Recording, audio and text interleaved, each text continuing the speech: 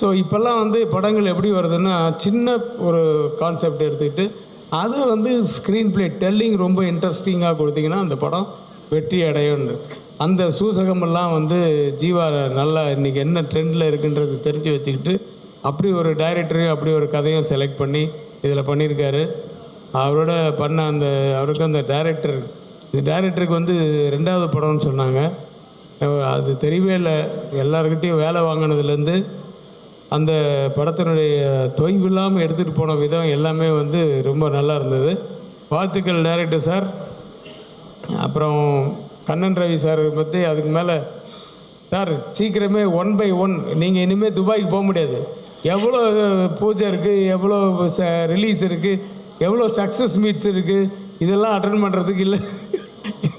ஏன்னா அவ்வளோ தமிழ் படங்கள் எடுத்துகிட்ருக்காரு. ரொம்ப ரொம்ப ரொம்ப சந்தோஷமாக இருக்குது. எங்கள் குடும்பத்தில் நீங்களும் ஐக்கியமானதுக்கு என்னுடைய வாழ்த்துக்கள். நீங்கள் மென்மேலும் வளர வேண்டும். உங்கள் மனம் போல் எல்லாம் அமைய இறைவனை வேண்டி வாழ்த்துகிறேன். நன்றி, வணக்கம்.